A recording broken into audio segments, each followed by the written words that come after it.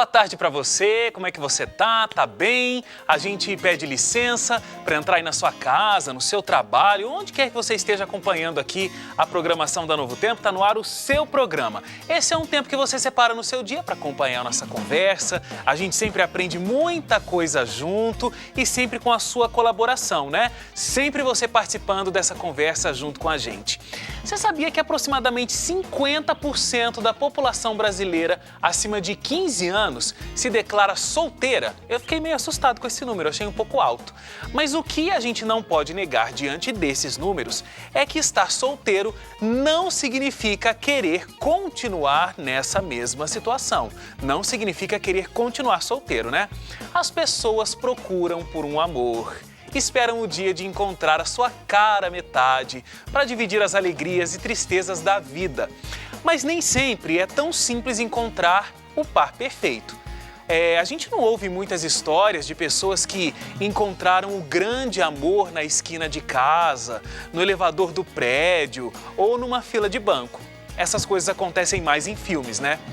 E pensando em solucionar esse problema, a internet pode também se tornar uma grande propulsora dessas histórias de amor. Será que os relacionamentos pela internet dão certo? Será que existem alguns problemas de se relacionar pela internet?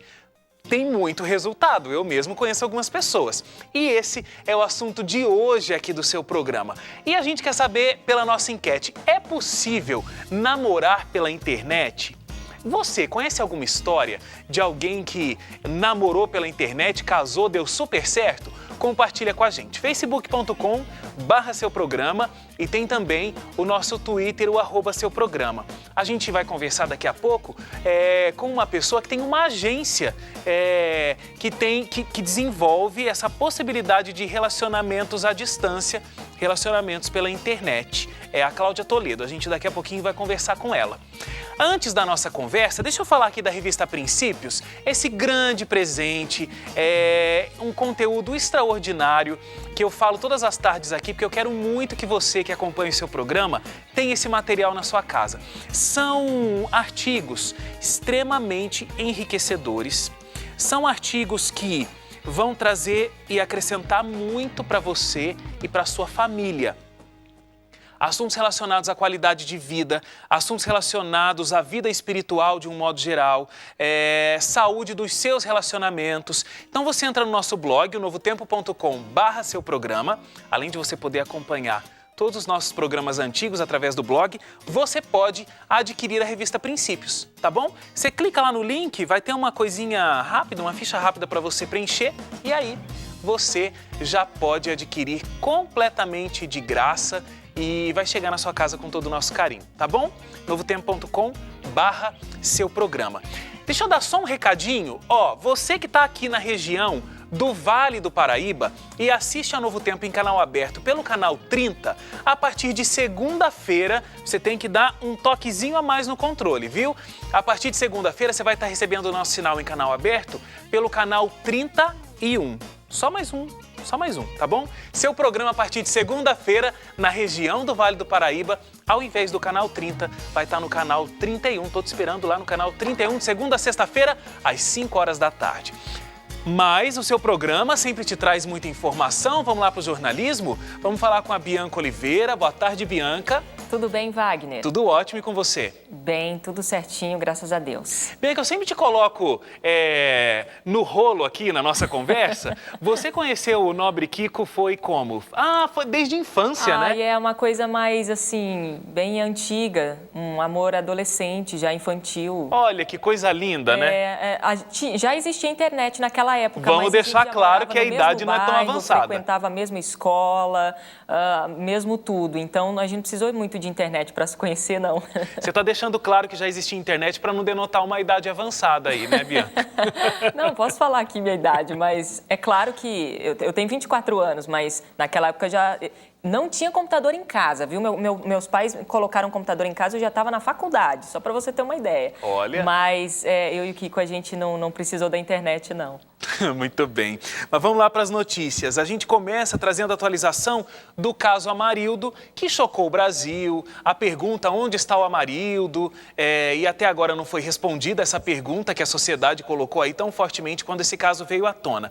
Agora, a Polícia Civil do Rio de Janeiro indiciou ontem 10 policiais militares que estão envolvidos no caso do desaparecimento do pedreiro Amarildo, né, Bianca? Exatamente, Wagner. A Polícia Civil do Rio de Janeiro indiciou ontem 10 policiais militares pelo desaparecimento do pedreiro Amarildo de Souza, que era morador da Rocinha. Eles são acusados de sequestro, seguido de morte e também ocultação de cadáver. A polícia também pediu a prisão preventiva dos PMs. Amarildo, para a gente atualizar aqui o amigo do seu programa, ele desapareceu na favela em julho, depois de ser detido por PMs da Unidade de Polícia Pacificadora local. Diante de casos assim, a pergunta é: mas o que acontece com a nossa polícia?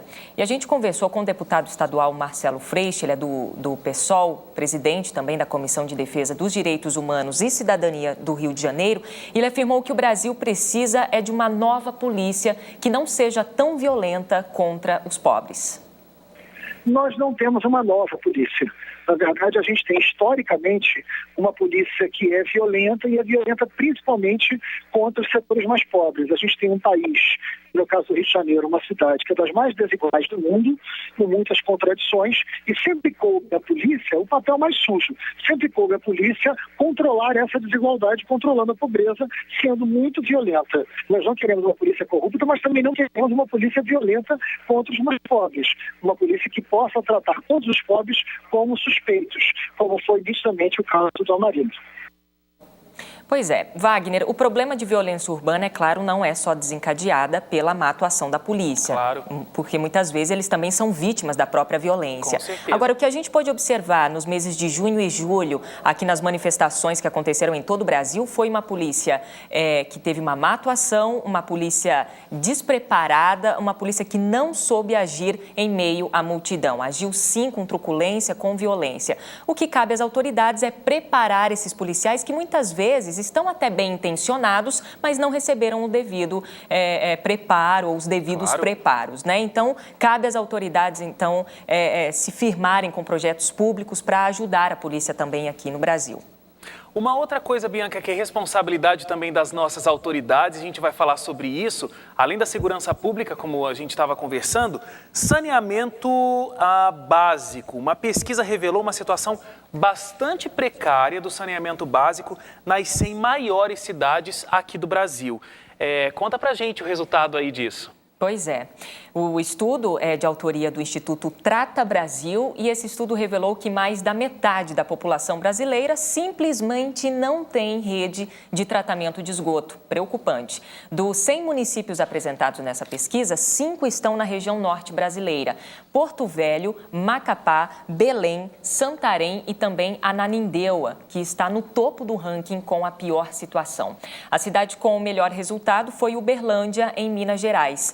Do volume de esgoto, Wagner, só para se ter uma ideia, do volume de esgoto gerado nessas 100 cidades, somente 36,3% é tratado. Isso significa, então, que aproximadamente 8 bilhões de litros de esgoto são simplesmente lançados nos rios sem qualquer critério de filtragem. É uma água não tratada. Segundo o IBGE, em 2012, o ano passado, 88% das mortes por diarreia no mundo foram causadas pelo saneamento inadequado. É algo que, sim, precisa da atenção das nossas autoridades públicas, porque saneamento básico, como o nome já diz, é básico e a população precisa. Sem saneamento básico, a população fica doente e, é claro, a gente tem altos índices de mortalidade devido a alguma coisa que é nosso direito, né, Wagner? E aí, Bianca, um problema público, saneamento básico, se transforma num outro problema público, que é saúde pública. Exatamente. É algo assim que eu acho que realmente merece a atenção, merece as políticas públicas e mais, a sociedade precisa cobrar as autoridades. Porque não adianta também falar, tá ruim, se a gente não cobra e vota errado também no dia das eleições. O ano que vem é um ano eleitoral, a gente precisa ficar bem atento em relação a isso. Muito bem. Vamos sair do Brasil, vamos viajar agora para os Estados Unidos, como a gente sempre faz. Às vezes a gente começa nos Estados Unidos e volta para o Brasil, né? Bianca, em pleno mês de outubro, Estados Unidos tem vivido uma crise orçamentária. Exatamente. Inclusive, eles estão em clima de férias, né? Porque tem muita gente sem trabalhar e a paralisação parcial do governo americano, provocada pela falta de acordo no Congresso, forçou o presidente também dos Estados Unidos, Barack Obama, a cancelar uma viagem à Malásia e ainda para as Filipinas. O secretário de Estado, John Kerry, então, deve substituir o presidente nessas viagens. Hoje, pelo segundo dia seguido, grande parte do setor público não funcionou nos Estados Unidos. Uma situação que não acontecia há 17 anos.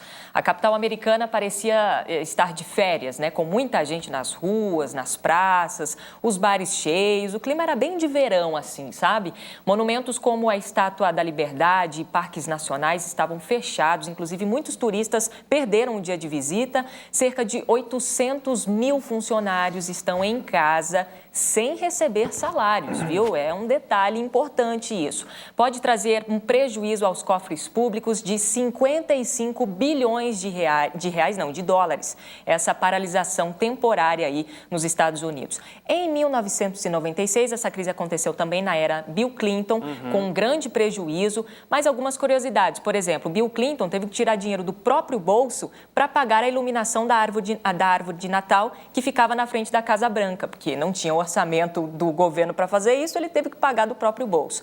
Aquele ano também foi bem difícil, porque chegou uma grande onda de nevascas na cidade ali em Washington, nos Estados Unidos também, e o governo não estava preparado financeiramente para poder suprir as necessidades da população. E agora a gente vai acompanhando essa novela de mais uma crise orçamentária ali nos Estados Unidos. Vamos ver quem vai pagar a árvore de Natal do Barack Obama, então, né? Tomara que não chegue até lá, né, Com a certeza. crise, porque senão vai se estender aí por mais de dois meses, né? Aí o prejuízo vai ser grande, Wagner. Tá joia. Bianca, obrigado, até amanhã. Até amanhã, Wagner. Mais uma vez ao vivo estaremos aqui para uma prestação de serviço de um jornalismo que vai além da notícia, né? Com certeza. Obrigado, boa tarde para você. Para você também. Mais informações você acompanha no NT Vale. Não sai daí, a gente vai para o intervalo rápido, a gente vai conversar sobre relacionamentos à distância pela internet e tem o nosso momento de oração também. Pastor Fred Branco vai estar com a gente aqui no nosso lugar de paz. Não sai daí, a gente volta já.